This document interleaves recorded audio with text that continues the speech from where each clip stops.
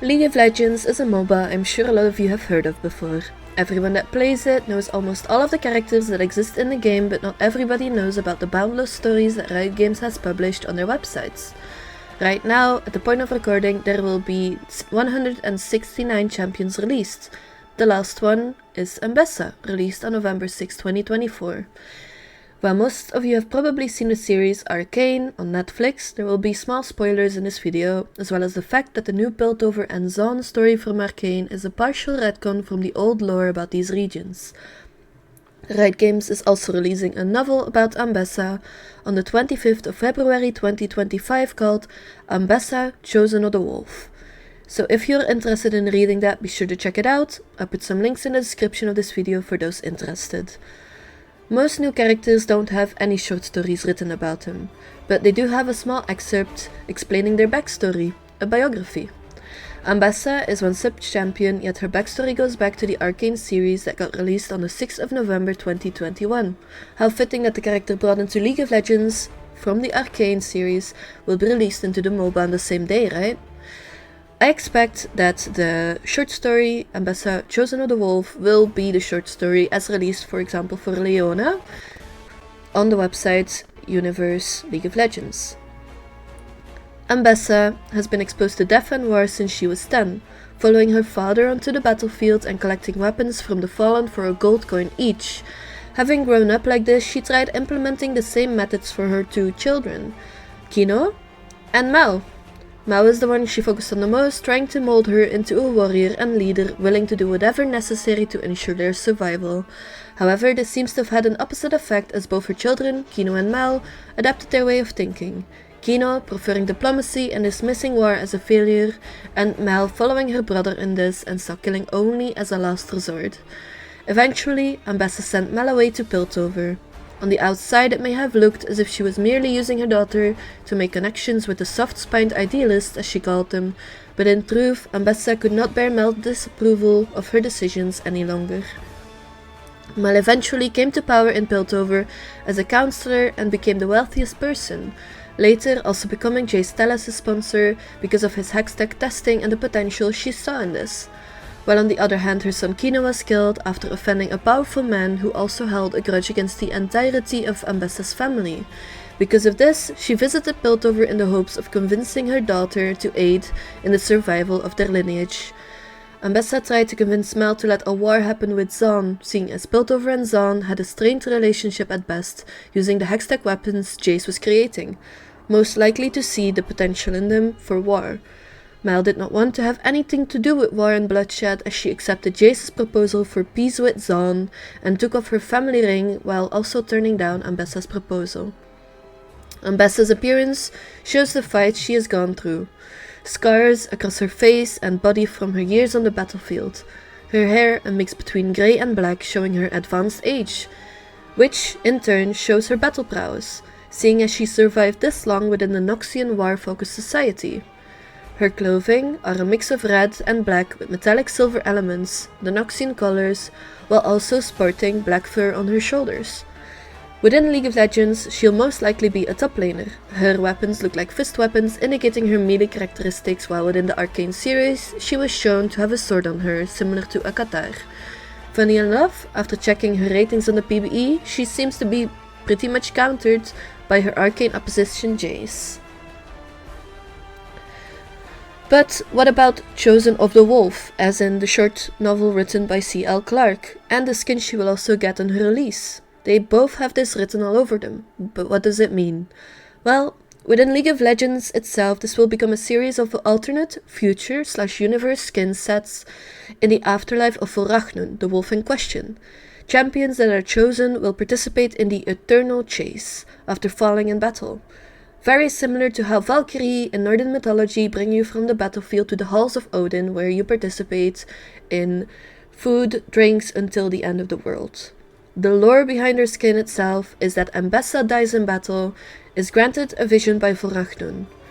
He shows her a hallowed afterlife for his worthy followers of the wolf. Everyone who is welcomed into this haven has to join the Eternal Chase, a never-ending hunt where they challenge their fellow chosen warriors and find bliss in battle and bloodshed. This is also represented in the song about Ambessa, which is released on League of Legends' official sites. I will link a video to the official video for this in the description as well, so be sure to check it out, as I honestly find it really well done, and it kind of also shows while she is using melee weapons as the fist weapons instead of the sword. In the video itself, it kind of shows her transition to those weapons in particular. In my opinion, this entire video, as well as Volragnun, represents a part of Kindred's lore, if people remember this. Kindred is a creature, a deity, someone that brings people to the afterlife. It most likely references a wolf's love of the hunt and his depiction of the afterlife similar to the Ionian spirit blossoms, but this time for Noxians. For those interested, the biography of Ambessa is released onto the League of Legends Universe website, whom I also have linked within the description. I'll also put a link directly to Ambessa's biography for those interested. Ambessa, the Matriarch of Vor. Born into one of the most powerful families in modern Noxus, Ambessa Medarda was perhaps always destined for greatness. Her family was not counted among the old noble houses, yet they had gained immense respect and influence across the empire since its founding. And young Ambessa's first exposure to bloodshed came early, watching reckoners risk their lives for a chance at glory in the arena. Though she was too young to know the thrill of battle herself, she studied every match and internalized every move. In the aftermath of the Battle of Hildenard, her father sent her to collect the blades of fallen soldiers. Though still a child, Ambessa never once averted her eyes from the death and carnage around her, and by the end of the day, she knew death was not something to be feared, but respected. Sacrifice was a noble thing. Greatness demanded it. The Medarda family code, passed down through generations since their earliest days as traders on the Shuriman coast, espoused the virtues of both the desert fox and the fearsome wolf of legend. So it was no surprise that Ambessa would choose a soldier's life, carrying the memories of her childhood lessons with her always, holding others to the ideals of familial honor and decisive action. She was a proud daughter of the Medardas, a born warrior, soon enough a general in command of several warbands, and clearly one of her grandfather Menelik's favorites as Patriarch. And yet, she was so much more. A woman, a lover, and a mother. In her appetite for life, Ambessa experienced it all, but the moment she held her son Kino for the first time, she finally understood what it meant to devote herself to someone unconditionally. And with that came the potential for profound disappointment. While she loved him dearly, it was clear that Kino would never have the strength of a warrior in his heart. Not long after, Ambessa almost met her end in battle defending her ancestral home of Rockrund, while pregnant with her daughter Mel.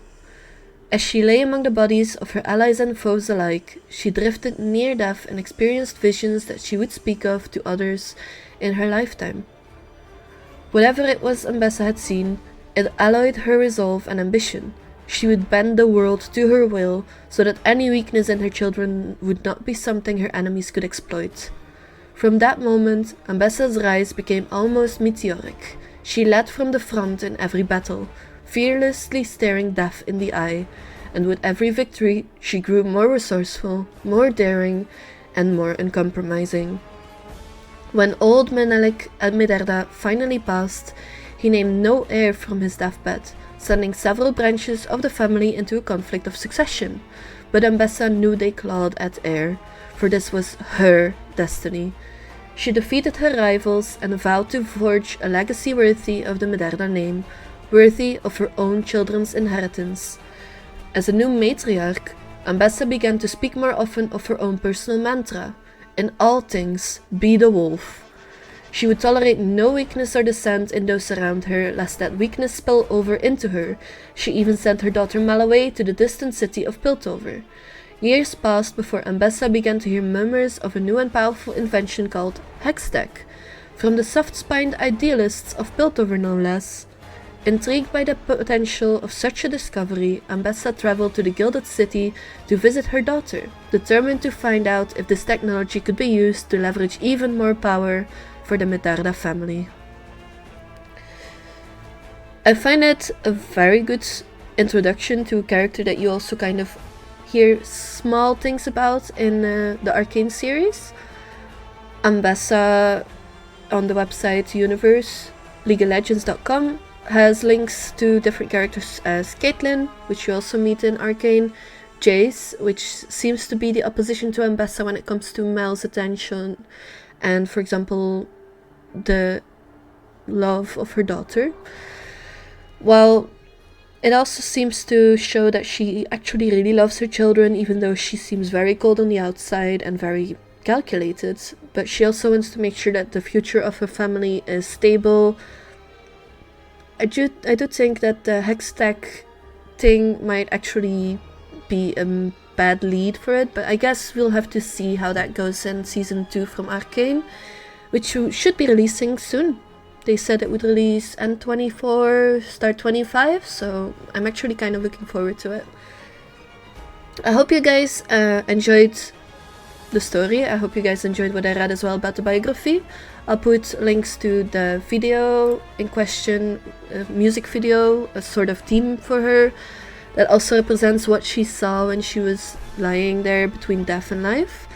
I also put links to Amazon, Barnes & Nobles for the Ambessa book that will be released soon, links to the wiki from League of Legends about Ambessa, Chosen of the Wolf, and what Chosen of the Wolf actually means, and a link to the Universe website and the biography link. I hope you guys enjoyed, and I hope you guys come back for the next one. Be sure to leave a like and have a nice evening.